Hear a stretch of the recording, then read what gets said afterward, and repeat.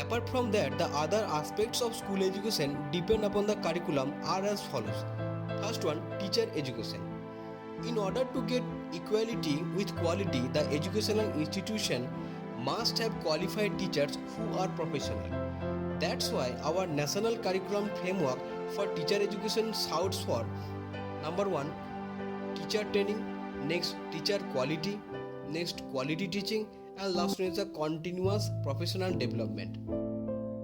Second point is the assessment. What kind of assessment procedure the school will provide, that is based upon curriculum, and that is why nowadays we have both formative and summative assessment in school. Now, continuous comprehensive evaluation. As the name suggests, it is continuous and comprehensive. It includes both curricular and extracurricular activities. The continuous and comprehensive evaluation emphasizes the following.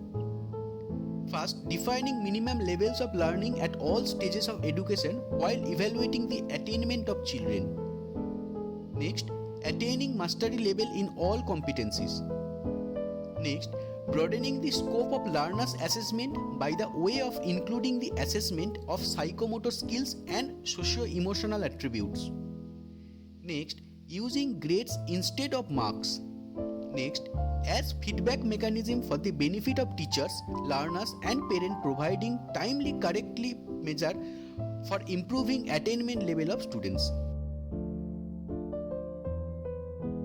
Next, using various tools, techniques and modes of evaluation such as paper pencil test, oral test, observation schedules, rating scales, interviews and anecdotal records, individual and group evaluation methods at different stages. Next, maintain comprehensive student portfolios based on observational and situational tests. Next, using more and more informal means of testing to reduce the anxiety and fear of the examinees. Next, laying more stress on informal and child-friendly methods of testing. Next, recording of evidences regarding psychomotor skills related to course-scholastic areas such as work experience, art education and physical education. Lastly, evaluation of the key qualities like regularity and punctuality, cleanliness, self-control, sense of duty, desire to serve, responsibility, fraternity, democratic attitude and sense of obligation to environmental protection. Concept of continuous and comprehensive evaluation is a process of determining the extent to which the objectives are achieved. It is not only concerned with the appraisal of achievement but also with its improvement. All schools are following the CC as directed by our curriculum. Now, classroom management. The kind of classroom environment, physical settings of the classroom, teacher-student ratio and relationships are expected. They are depicted in national curriculum and schools are maintaining it. After that, hidden curriculum. Schools have some hidden curriculum too and they varies from school to school. Like DAV Public School and Sainik School have different practices and that also leads better personality development of both teacher and students. Now, autonomy. Not only mutual respect is necessary for teaching and learning process, but also the teachers and students' autonomy are required. That's why schools are focusing upon both of them too. Next, Common Core Standard. Though the state curriculum varies from state to state, but it must follow the guidelines of National Curriculum Framework. That's why some things are common in every curriculum and schools are bound to maintain a common core standard at every level of schooling. Different learning strategy. As we are supporting individual differences, we also keep in our mind about different learning strategies and how the students learn the same thing in a different way.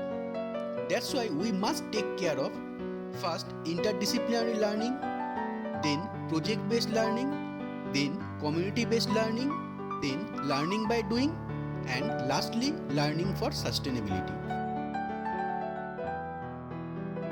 Change in educational system.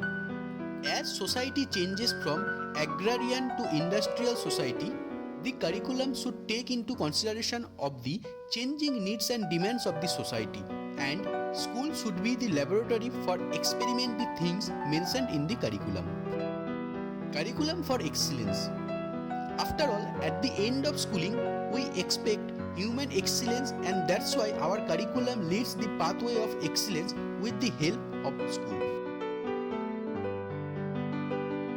Now, National Curriculum Framework 2005 and School in India. First one, connecting knowledge to life outside the school. Next, ensuring that learning is shifted away from rote methods. Next, enriching the curriculum to provide for overall development of children rather than remain textbook centric. Next, making examinations more flexible and integrated into classroom life. Next, quality education. Next, learning to learn. Next, child-centered pedagogy. Next, teaching for construction of knowledge. Next, going beyond textbook. Next, teacher as a facilitator and co-learner. Next, critical pedagogy. Next, children's knowledge and local knowledge. Next, education for peace. Next, inclusiveness in learning. Last one, shift in teacher education from curriculum renewal.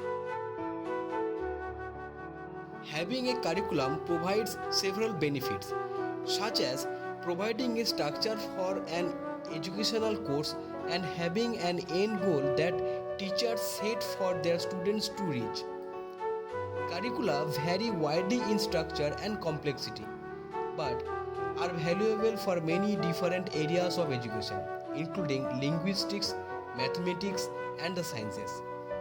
Although the structure and details of curricula depends primarily on the subject at hand, curricula serve the broad purpose of being educational planning tool. They help teachers and professors outline learning objects for a course or class, which in turn sets an end goal for learning a specific volume of material. Curricula also help teachers identify an effective learning style by focusing on the most critical aspects of a projected lesson plan.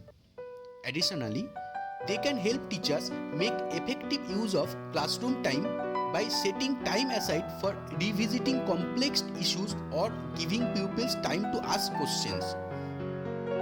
Curricula ideally serve as time management and organizational tools as well. By setting an agenda ahead of time, teachers and students have the opportunity to prepare for future reading and assignments. This allows for the development of time management skills and allows students to learn important life skills such as communication, organization, and setting and achieving goals.